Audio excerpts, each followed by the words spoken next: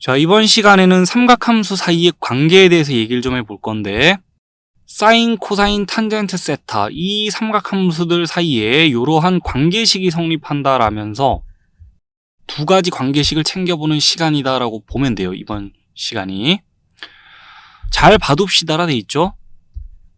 자, 요 수식들은요 기본적으로 마주칠 일이 너무 많을 거고, 앞으로 그 다음에 요 수식들을 머릿속에 떠올려줘야 될 일도 많을 거기 때문에 잘 봐둬야 되는 건 당연한 거고, 먼저 첫 번째 수식부터 잠깐 좀 봅시다.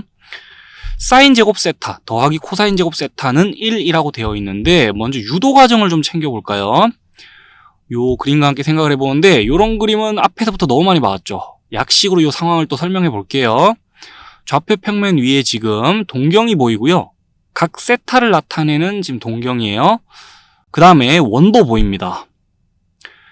자, 원의 중심이 원점이고요. 반지름 길이 1인 그런 단위 원입니다. 그 원과 동경이 지금 만나는 지점이 또 표시가 돼 있어요.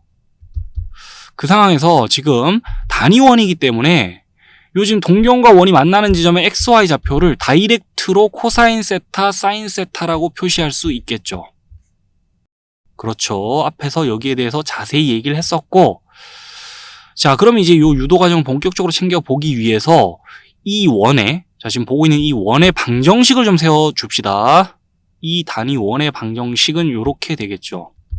원의 중심이 원점이고 반지름 길이 1이니까 그 상황에서 요 방정식이요, 요 등식이 언제 성립하나를 잠깐 생각해 보자면은, 원 위에 있는 점에 X좌표와 Y좌표를 여기다 대입해주면 요 등식은 성립하는 거죠.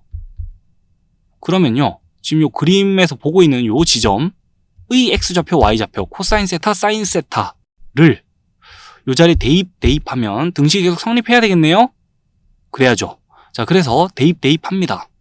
코사인 세타, 사인 세타 대입해 놓은 거예요.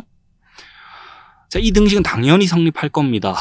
이 원의 방정식에다가 원 위에 있는 점의 XY 좌표를 대입해 놓은 거니까. 자, 근데 수식을요, 요렇게 적지 말고요, 조금 더 일반적인 형태로 모양을 좀 바꿔 적을게요. 사인 세타의 전체 제곱을 우리 이렇게 적기보다는 사인 제곱 세타라고 많이들 적습니다.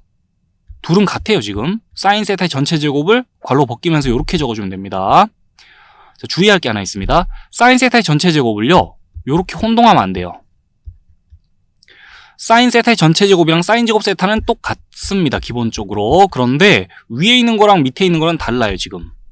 자, 이거는요, 세타를 제곱해서 사인 함수 씌워놓은 거예요. 이거는 세타를 사인 함수 씌운 다음에 제곱한 거고, 둘은 다릅니다. 둘은 같고요. 자, 마찬가지로 코사인 세타의 전체 제곱도 코사인 제곱 세타 이렇게 많이들 표시합니다, 일반적으로. 자, 이 부분을 이렇게 적어서는 안 되겠습니다. 같지가 않아요. 얘랑 얘는 같은데. 자, 어쨌든 좀 더 일반적인 형태로, 많이 쓰이는 형태로 식을 바꿔 적었고요. 자, 이렇게 바꿔 적었어요. 그래서 요 등식이 성립하겠다는 거예요. 자, 유도 과정 한번 챙겨본 거예요, 지금.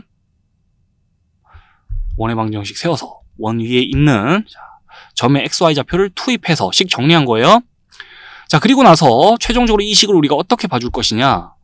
같은 각에 대해서 사인 제곱 더하기 코사인 제곱은 1이다 라고 정리를 좀 해줍시다.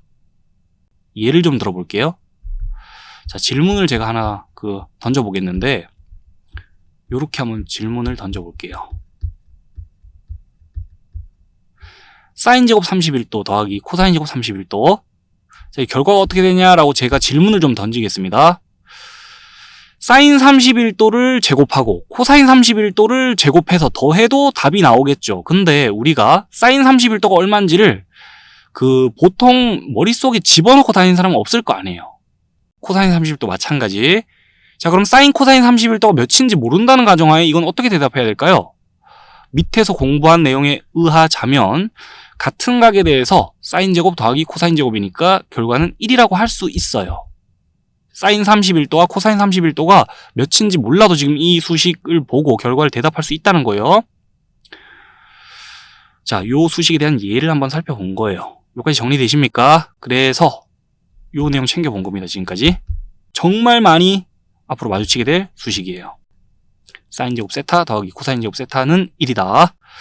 그 다음에 밑에 봅시다. 자, 밑에 수식은요, 유도 과정은 뭐 따로 챙겨볼 게 없습니다. 지금 요 지점 있죠. 그림상에서 요 지점에 x좌표분의 y좌표가 탄젠트 세타잖아요.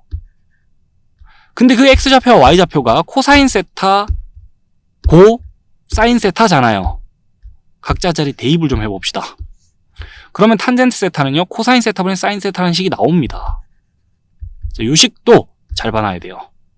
둘 다 잘 봐놔야 돼요. 탄젠트 세타는 코사인 세타분의 사인 세타예요. 탄젠트 세타는 코사인 세타분의 사인 세타예요. 잘 봐둡시다.